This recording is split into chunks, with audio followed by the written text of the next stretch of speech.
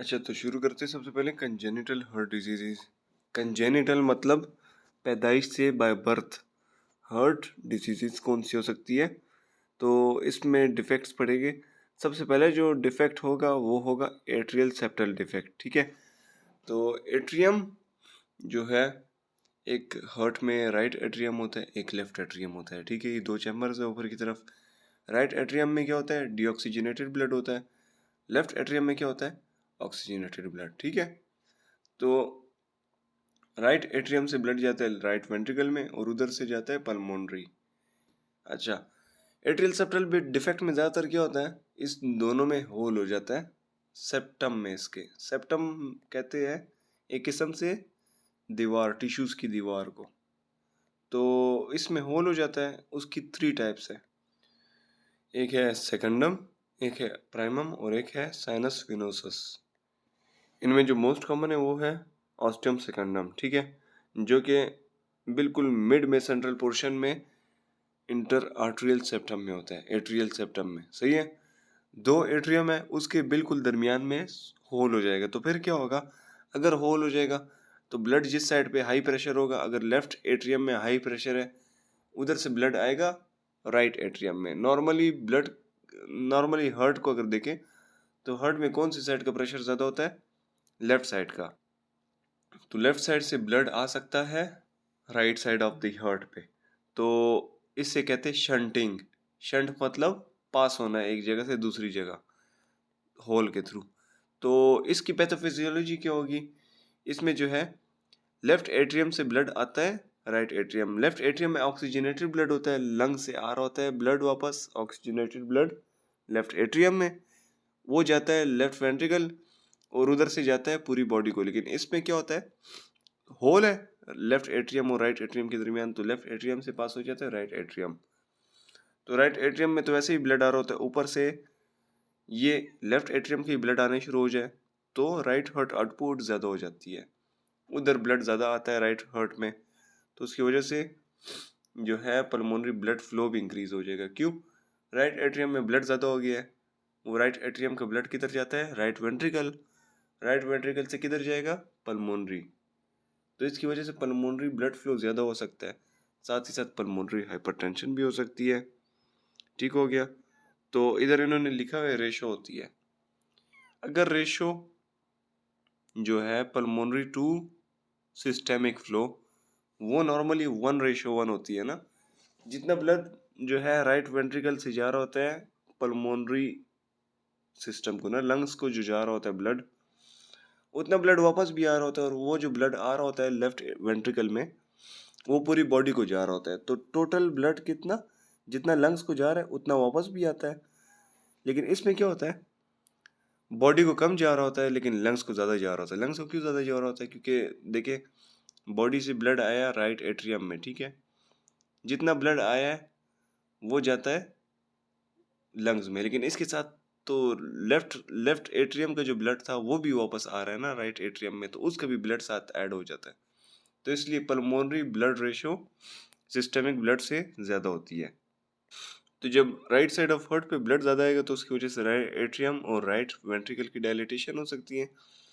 इसके अलावा pulmonary hypertension भी हो सकती है, लेकिन रेयर है ये, क्योंकि इतना सेवेयर नहीं है। एट्रियल सेप्टल डिफेक्ट जो है इतना कॉमन भी नहीं है और बहुत कम केसेस में ये प्रॉब्लम्स क्रिएट करता है। इसके बाद इसके क्लिनिकल कोर्स क्या होगा? क्लिनिकल कोर्स मतलब कैसे वो, कब इसको मसले क्रिएट होगी बंदे को। तो वैसे तो नॉर्मली एसिम्टोमेटिक होते हैं बंदा अनटिल 40 ईयर्स ऑफ एज। उसके बाद ही मसले स्टार्ट होने शुरू हो जाते हैं बाज़ लोगों में। ठीक हो गया। वो मसले क्या हो गए?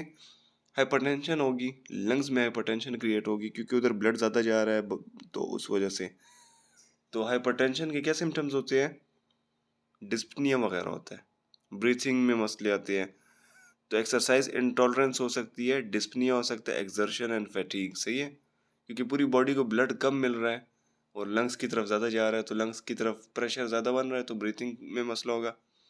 बॉडी को कम जा रहा है तो एक्सर्शन, फैटीग और एक्सरसाइज इंटॉलरेंस होगी। ठीक हो गया। अच्छा, तो इसकी साइंस देखी जाए तो इसमें दो किस्म के मरमर आ सकते हैं। एक तो माइल्ड सिस्टोलिक इजेक्शन मरमर होगा, जो कि पल्मोनरी ब्लड फ्लो इंक्रीज हो गया, उसकी वजह से आवाज़ आएगी।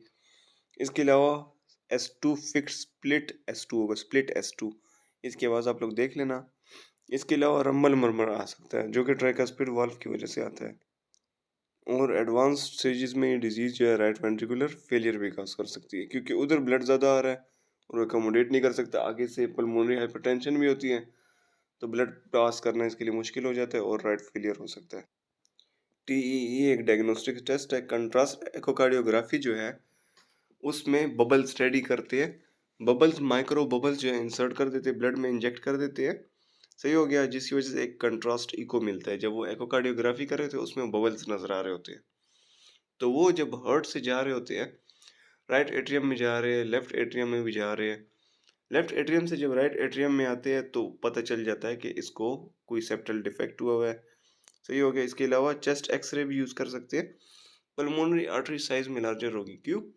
क्योंकि उधर ब्लड ज़्यादा जा रहा है, राइट एट्रियम में ब्लड ज़्यादा आ रहा है, लेफ्ट एट्रियम में ज़्यादा आ रहा है, तो उधर से पल्मोनरी आर्टरी में जाएगा ब्लड। तो उधर ज़्यादा ब्लड आ रहा है तो उस वजह से पल्मोनरी आर्टरी साइज में बड़ी आ सकती है। इसके अलावा ECG अगर देखें तो ECG में जो है राइट बंडल ब्रांच ब्लॉक नज़र आ सकते हैं। इसके अलावा एट्रियल एबनॉर्मलिटीज नज़र आ सकती है, राइट एक्सिस डेविएशन।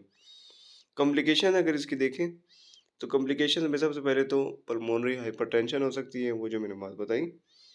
इसके अलावा जो है आइसन मैंगर्स डिजीज, मैंने बताया नॉर्मली जो है हायर रेजिस्टेंस के एरिया से लो रेजिस्टेंस की तरफ ब्लड आता है ना, और लेफ्ट एट्रियम में रेजिस्टेंस ज़्यादा होती है तो उधर से ब्लड जो है राइट एट्रियम की तरफ चले जाता है। लेकिन वक्त के साथ साथ जब राइट एट्रियम में ब्लड ज़्यादा आ रहा होता है तो पल्मोनरी हाइपरटेंशन हो सकती है। पल्मोनरी हाइपरटेंशन जब होगी, लंग्स में प्रेशर बढ़ रहा है, हाइपरटेंशन हो गई है, उधर का प्रेशर ज़्यादा हो गया है, तो वो किस चीज़ को इफेक्ट करेगा? राइट वेंट्रिकल और राइट एट्रियम को। सही है। राइट वेंट्रिकल राइट एट्रियम और राइट वेंट्रिकल जब ब्लड भेजेगा लंग्स की तरफ, लेकिन उधर तो हाइपरटेंशन है, तो इसकी वजह से क्रिएट होगा प्रेशर किधर? राइट वेंट्रिकल और राइट एट्रियम में। तो राइट एट्रियम और राइट वेंट्रिकल का प्रेशर क्या होता है? ज़्यादा हो जाता है लेफ्ट एट्रियम और लेफ्ट वेंट्रिकल से। तो फिनोमिना क्या हो जाता है? रिवर्स हो जाता है। नॉर्मली लेफ्ट एट्रियम से राइट एट्रियम जा रहा होता है ब्लड, लेकिन फिर रिवर्स शंटिंग हो जाती है, राइट एट्रियम से लेफ्ट वेंट्रिकल ब्लड जाना शुरू हो जाता है। तो इधर इन्होंने यही बात लिखी हुई है, शंट रिवर्सल ऑफ शंट हो जाता है।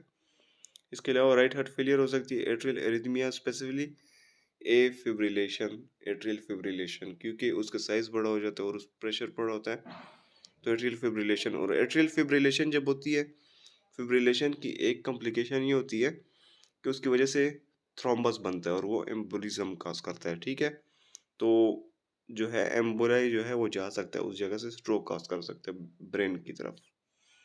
ट्रीटमेंट जो है अगर बहुत बड़ा है तो सर्जिकल क्लोजर रिक्वायर होती है। सही हो गया।